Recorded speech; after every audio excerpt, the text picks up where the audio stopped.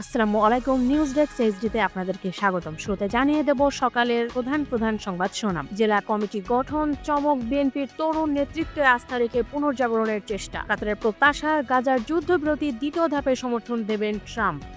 Mexico ও কানাডার পণ্যের শুল্ক আরোপ স্থগিত করলেন ট্রাম্প। চীনের সঙ্গেও আলোচনা হবে। ফিলিস্তিনের পশ্চিম তীরে এবার জেনিন গুড়িয়ে দিচ্ছে ইসরায়েল। এবার দক্ষিণ আফ্রিকার তহবিল স্থগিতের ঘোষণা দিলেন ডোনাল্ড ট্রাম্প। এতক্ষণ শুনলেন সংবাদ শিরোনাম, এখন জানিয়ে দেব বিস্তারিত। আমাদের চ্যানেলের ভিডিও যদি আপনাদের ভালো লেগে থাকে অবশ্যই সাবস্ক্রাইব করবেন এবং নিত্য নতুন ভিডিও পাওয়ার জন্য বেল বাটন বাজিয়ে দিন। জেলা কমিটি গঠনের চমক, বিএনপি তরুণ নেতৃত্বে আস্থা রেখে পুনর্জাগরণের চেষ্টা। সাবেক ছাত্র ও যুব নেতাদের প্রাধান্য, দক্ষতার সঙ্গে কাজ করলে সংসদ নির্বাচনে পেতে পারেন মনোনয়ন। কেন্দ্র আর জেলা নেতৃত্বে পৃথক করার পরিকল্পনা। সাংগঠনিক জেলা কমিটি পুনর্গঠনে কাজ করছে বিএনপি। রোববার 13 জেলায় নতুন আহ্বায়ক কমিটি দেওয়া হয়েছে। কয়েকদিনে বেশ কয়েকটি জেলায় সম্মেলনের প্রস্তুতি কমিটি হয়েছে। সব কমিটিতে সাবেক ছাত্র দল ও যুব দল নেতাদের শীর্ষ পদ সহ গুরুত্বপূর্ণ জায়গায় রাখা হয়েছে, যা নতুন চমক বলেছেন বিএনপির দায়িত্বশীল নেতারা। তাদের মতে বর্তমান বাস্তবতা ও বিশ্ব রাজনীতির গতিপথ মাথায় রেখে অপেক্ষাকৃত তরুণদের নেতৃত্বে আনা হচ্ছে। সেক্ষেত্রে মেধা, পরিশ্রম ও ত্যাগকে বিবেচনা রেখে গঠন হচ্ছে এসব কমিটি। তরুণ নেতৃত্বে আস্থা রেখে দলকে পুনর্জাগরণের চেষ্টা চলছে। দক্ষতার সঙ্গে কাজ করলে অনেক সংসদ নির্বাচনে পেতে পারেন মনোনয়ন। নেতাদের মতের সামনে জাতীয় কাউন্সিল করার পরিকল্পনা আছে। এবার কেন্দ্রীয় কমিটিতে যারা পদও পাবেন তাদের জেলা বা তৃণমূলের কোনো কমিটির নেতৃত্বে রাখা হবে না, এমন পরিকল্পনা রয়েছে। অর্থাৎ কেন্দ্র ও জেলার নেতৃত্ব আলাদা হবে। সংশ্লিষ্ট নেতাদের সঙ্গে কথা বলে জানা গেছে এইসব তথ্য। সদ্য ঘোষিত বিএনপির সাংগঠনিক জেলা কমিটি ও জেলা সম্মেলন প্রস্তুতি কমিটি পর্যালোচনা করে দেখা গেছে এগুলোতে প্রাধান্য দেওয়া হয়েছে তাদের রাজনীতির হাতে খড়ি ছাত্র দল ও যুবদল থেকে। নেতাদের মতে এসব কমিটি গঠনের পেছনে জাতীয় কাউন্সিল ও তৃতীয় 10 জাতীয় সংসদ নির্বাচনের যোগসূত্র রয়েছে। আগামী সংসদ নির্বাচনে অপেক্ষাকৃত তরুণ নেতৃত্ব ভালো ও দক্ষতার সঙ্গে কাজ করলে তাদের হয়তো বিভিন্ন আসনে প্রার্থী করা হবে, এমন চিন্তাও রয়েছে। কাতারের প্রত্যাশা, গাজার যুদ্ধবিরতির দ্বিতীয় ধাপে সমর্থন দেবেন ট্রাম্প। কাতারের পররাষ্ট্র মন্ত্রণালয়ের মুখপাত্র মাজেদ আল আনসারি বলেছেন, দোহা আশা করছে যুক্তরাষ্ট্রের প্রেসিডেন্ট ডোনাল্ড ট্রাম্প গাজার যুদ্ধবিরতির দ্বিতীয় ধাপ এবং বন্দি বিনিময় চুক্তিকে সমর্থন করবেন। আগামীকাল ইসরায়েলের প্রধানমন্ত্রী বেনিয়ামিন নেতানিয়াহুর সঙ্গে ট্রাম্পের বৈঠকে এই বিষয়ে গুরুত্বপূর্ণ আলোচনা হতে পারে। আল আনসারি বলেন, আমরা প্রেসিডেন্ট ট্রাম্পের কাছ থেকে একটা স্পষ্ট বার্তা আশা করছি। তিনি এই শান্তি আলোচনার পক্ষে এবং পুরো প্রক্রিয়াকে সমর্থন করবেন। তিনি আরো বলেন, যুদ্ধবিরতির 16তম দিনে ইসরায়েলি প্রতিনিধি দলের দোহায় আসার কথা ছিল, তবে তারা এখনো আসেনি। মুখপাত্র বলেন, কাতার চায় ট্রাম্প নেতানিয়াহুকে বোঝান যে তিনি মধ্যস্থতা, বন্দীদের মুক্তি এবং আলোচনা চালিয়ে যাওয়ার পক্ষে। ট্রাম্পের আশ্বাস পেলে নেতানিয়াহু যেন দ্রুত তার আলোচক দলকে দোহায় পাঠান।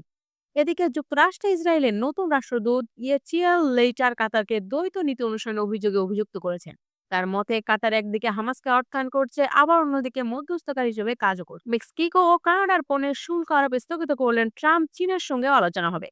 মেক্সিকো ও কানাডার পণ্যে শুল্ক আরোপ 1 মাসের জন্য স্থগিত করেছেন যুক্তরাষ্ট্রের প্রেসিডেন্ট ডোনাল্ড ট্রাম্প। প্রতিবেশী এই দেশ দুটি অবৈধ অভিবাসী ও মাদক পাচার ঠেকাতে সীমান্ত এলাকায় কঠোর ব্যবস্থা নেওয়ার বিষয়ে যুক্তরাষ্ট্রের সঙ্গে সমঝোতায় আসার পর ট্রাম্প এই সিদ্ধান্ত নেন। কানাডা ও মেক্সিকো থেকে আমদানি করে পণ্যে 25% শুল্ক আরোপের বিষয়ে ট্রাম্পের ঘোষণার পর বিশ্বে স্টক মার্কেটে মন্দা দেখা দেয়। বৈশ্বিক বাণিজ্য যুদ্ধের সংখ্যাও দেখা দেয়।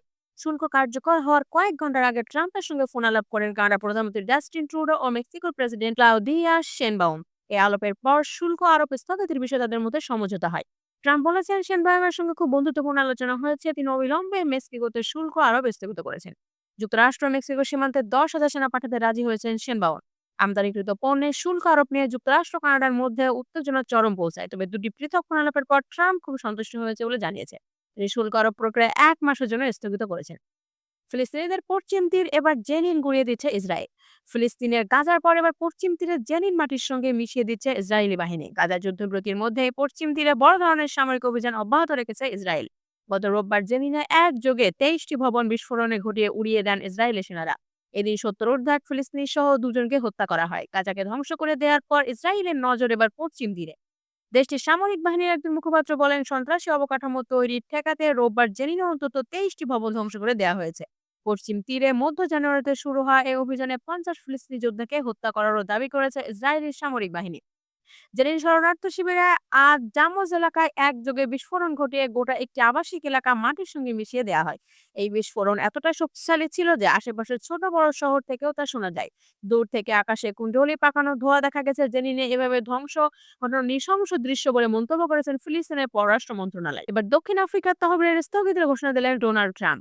দক্ষিণ আফ্রিকা জমি বাজেয়াপ্ত করেছে এবং নির্দিষ্ট শ্রেণীর মানুষদের সঙ্গে খুবই খারাপ আচরণ করেছে বলে অভিযোগ তুলেছেন যুক্তরাষ্ট্রের প্রেসিডেন্ট ডোনাল্ড ট্রাম্প।